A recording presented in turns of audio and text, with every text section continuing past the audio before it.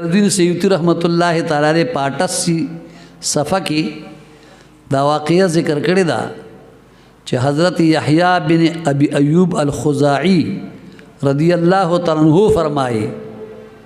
چې دا امیر المؤمنین حضرت عمر رضی اللہ تعالی عنہ په دور خلافت کې یو ظلمه او نوجوانو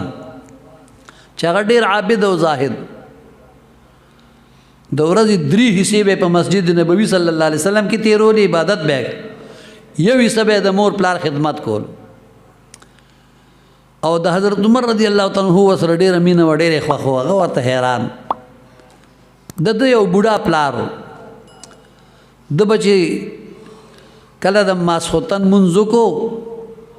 نو بچ څنګه به فارغ شو د مونږ نو بیا به کور ته روان شو چې لاړ شم د پلار مور خدمت وکړ په دې لاره کې یو کورو په کور کې یو زنانه و هغه زنانه به دی لیدو اپې فرفته شوې وه عاشقه شوې وه په دغه شپه باندې دی اوس کور ته روان دی او دغه زنانه ورته په لاره کې په ګیټ کې ولاړه وه ورته اواز وکړو ای زلمیه لږ دننه راشه یو پیټ یو چتول دی هغه را سره اوچت کا دی په ښه نیت باندې کور ته ننوتو چې زنانه د نور به څوک وینه دا به نشي اوچتولی زه دا پیټ به ورسره اوچت کړمه کله چې دی دننه راغی دا زنانه کوټې ته لاړه دی اوس د کور په منځ کې په غولي کې ولاړ دی او زنانه چې دی کوټې ته لاړه بس دی پوه شو چې یاره دې څه چل جوړ کړی دی د هغې په غلط نیت باندې پوه شو نو د الله جل جلاله د قرآن د آیت ذهن ته راغی الله فرمای ان الذين اتقوا اذا مسهم طائف من الشیطان تذکروا فاذا هم مبصرون یعنی بېشکه چې کوم خلق پرهیزګار دي چې کلم د شیطان یو ډله دوی په ګناه کې مبتلا کوي نو دوی خدای پاک جل جلاله یادوي یعنی د الله ذکر کوي او نو فوراً د هغوی سترګې کولاویږي بس په ده باندې خوف خدا طاری شو د خولې نه یو چغه ووته او بېهوشه را پرېوت د دغې زنانه یو وینځه وه هغې ته یې اواز کوي راشه دغه هلک یې د لاسونو خپو نه ونیو او د دروازې نه یې بهر په لاره کې واچو غورې بند کړه ولاړ اوس کله چې د معمول مطابق د کور ته په ټیم ونه رسېدو نو پلار سره یې فکر شو چیرې نن بچې ولې رانغې نو هغه د مسجد نبوي صلی الله علیه وسلم په طرف باندې را روان شو چې دغه کور ته ورسېد ګوري چې زوی په لاره کې بېهوشه پروت بیا چې دی خپل کسان خبر کا هغې راله هلک اوچت کور ته یې یوړو کله هغه ښه افاقه وشوه په هوش کې راغی تپوس یې ته وکړ بچیه دا څه چل شوی به ده ته هغه منظر بیا ذهن ته راغی چې اوهو دې زنانه زه د ګناه طرف ته رابللم د الله یاره پې بیا غالبه شوه خولې نه یې چغه ووته را پرېوتو خو بیا د هغې نه بیدار نه شو وفات شو انا لله و انا الیه راجعون د دې کور د مسجد نبوي صلی الله علیه وسلم نه لږ لرې و د کور خلق د مالی خلق راجمع شو د شپې د غسل انتظام کو کفن انتظام کو جنازې په کو دفن سحر لچا حضرت عمر رضی الله تعالی عنہ ته حال وی چې هغه کم کس چې هغه نوجوان ته حیران وي استاد سره ډیره مینه بیګا وفات شوی دی د شپې دفن شوی حضرت عمر رضی الله تعالی عنہ ځان سره سو کسان راواغستل د هغه کور تراغه او تعزیت دغه وارثانو ته وکړ او بیا ورته هم چې زم ولی خبر نه کم چې د جنازه کې شامل شوی وي هغې ورته وی چې د شپې د وجې نه موږ تاسو له تکلیف درنک حضرت عمر رضی الله تعالی عنہ فرمیل خما د هغه قبر له بوځئ نو کله چې قبر له ور راوسته حضرت عمر رضی الله تعالی عنہ د قبر سره ودرېدو نو په دغه دوران کې ورته وفرمایل فاتا عمر ومن معه القبر فقال عمر یا فلان ولمن خاف مقام ربه جنتان حضرت عمر رضی الله تعالی عنہ څومره کسان چې د سره د قبر لراله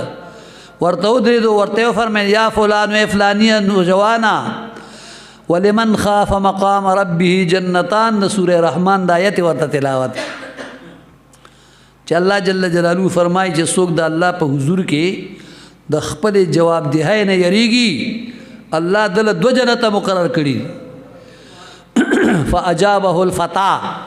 دغه ځوان جواب وک من داخل القبر د قبر د طرفنا.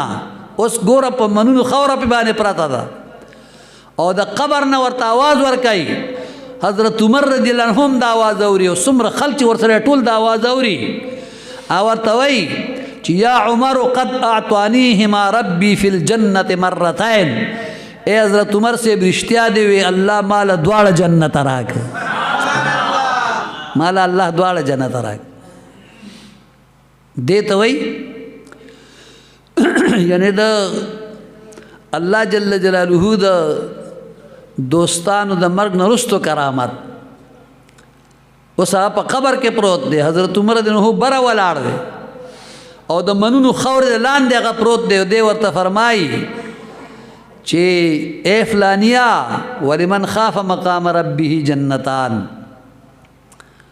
اوس هغه ول د قبر نه आवाज ورکوي چې صدقت یا عمر، رښتیا دی وی عمر فاروق صاحب، قد اعطانیهما ربي فی الجنه مرتين. کین الله تعالی جل جلاله مال دواړه جنت راک او ما دو کرت الله جل جلاله په جنت کې ولید. آخری خبره سلورم نمبر استدراج.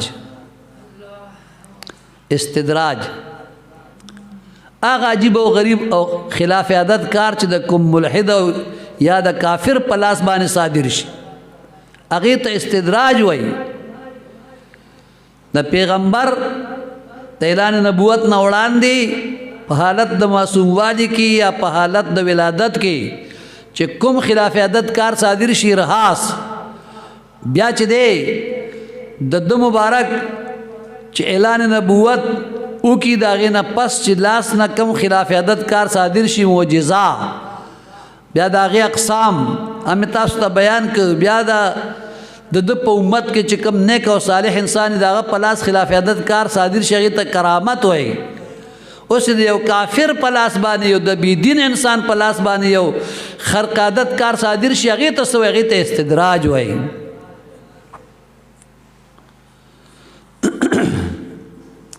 تفسیر عزیزی کی په جلد نمبر 1 کې په صفحه 287 باندې یو خبره ذکر کړي. پی فرعون یو ونه جوړه کړې و، ما تم خیال لګل فرعون یو ونه جوړه کړې و، داغه تنای د زمرودو نه جوړه کړې و او په دغه ونه کې د سپینو زرو مرغې جوړې کړې وي. د سپینو زرو د فرعون نوکرانو بچ دغه ونه وخوځوله نو دغه مرغو د خلونه به आवाज راغی چې فرعون ستاسو خدای دی او فرعون ستاسو خدای دی او دته سجده وکړي. نو بیا به خلق رااله هغه بيدینه خلق هغه فرعون ته به سجدي کول. دا تفسیر عزیزی کې شاه عبدالعزیز محدث دہلوی رحمت الله علیه ذکر کړی جلد نمبر 1 صفحه 287 او جلال الدین سیوطی رحمت الله علیه په تاریخ الخلفاء کې یو خبره ذکر کړی دا ډیره خوندوره خبره ده په دې به ان شاء الله بیا دعا و دغه سلیټ راځي نو لیټ به بیا که خیر زیخه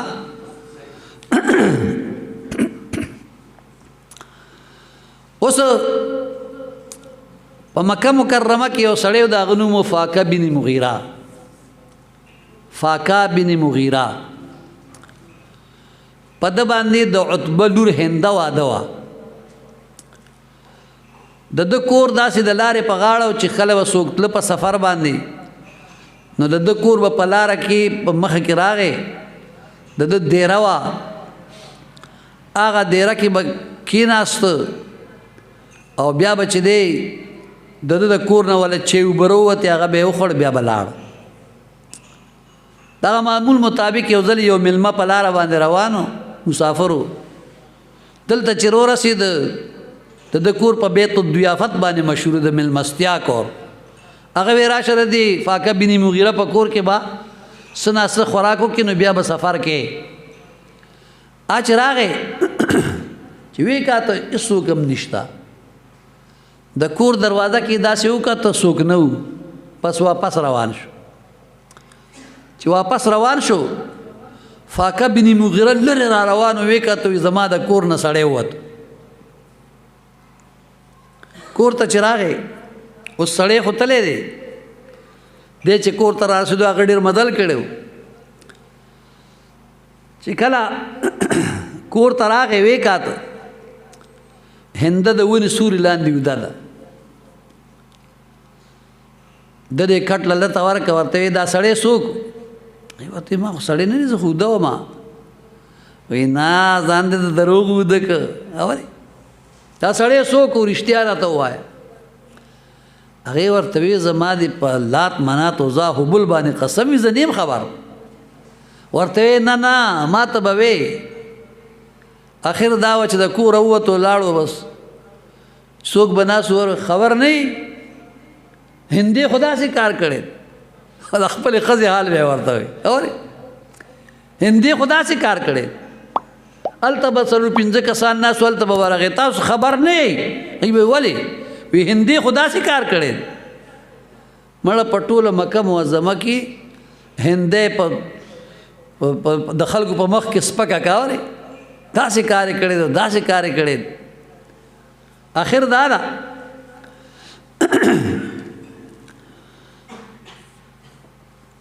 چې د هندي پلار خبر شو هغه دا عجیبه کار شوی بس یو قافله تیار کا او فاقه بن مغیره ته سوال جوړ تم یو قافله تیار کا هغه قافله تیار کا هغه قافله کې ځان سره 50 جنکۍ روانه کې سره د هندي 50 جنکۍ او بیا هندم ور سره کدا جنکۍ په یو ګروپ کې روانه او دواړه قافلې شام ته لاړې په شام کې چې د کاهنان هغوی به د روان وخت او د تېر شوي وخت حالات خلکو ته بیانول د غیب بېدینه خلکو هغه کاهنانو به د غیبو خبرونه خلکو ته ورکول په لاره کې اوس شام ته چې نږدې شو نو د هندي په دې رنګ کې لږ فرق پیدا شو ما پلار ورته وی چې بچیا کدا فاقه بن مغیره په خپل خبره کې رښتونی وي نو بیا مونږ هم په عذاب وکنه لارې نه به واپس شو شرموم ما ځکه چې ستا رنګ کې فرق راغی نو هندي ورته وی چې نه زه د دې خبرې نه بالکل خبر نه یم رښتیا درته یم او زما کې یو خبر رااله ما وی چې یاره دا کاهن خو هم یو انسان دی که ناسې نه چېرته کې غلط شي او کار راله ونه ګوري اورې په دې خپل کهانت کې چېرته غلط نه شي او کار راله ونه ګوري نو د هندي پلار هندي ته وی چې نه داسې خو نه کوم چې هر چا ته به دا خبر وړاندې کوم دې کې به زه پوره تحقیق کوم نو په ځمکه یو چڼه پرته وه هغه یې راوچته کا او د اس لکې یې اوچته کو هغه چڼه یې د اس د لکې د لاندې په دوبور کې ورته کېښوده اورې کله چې شام ته داخل شو نو تپوس یې کوي بل ته په دې شام کې یعنی ماهر کاهن څوک دی نو چا ورته وی چې یاره فلانې کاهن ډېر ماهر دی بس د هغه دیرې ته راله اوس دا خو دوه قافلې وي سامانونه واوړېده اوښان ودرېده او ډېره ډکه شوه یو طرف ته 50 یو 50 جنکۍ کېناستې دې خوا سړي دي لږ سات پس کاهن راووت کاهن چې راووتو د هندي پلار ور سره میلاو شو هغه ورته څنګه راغلي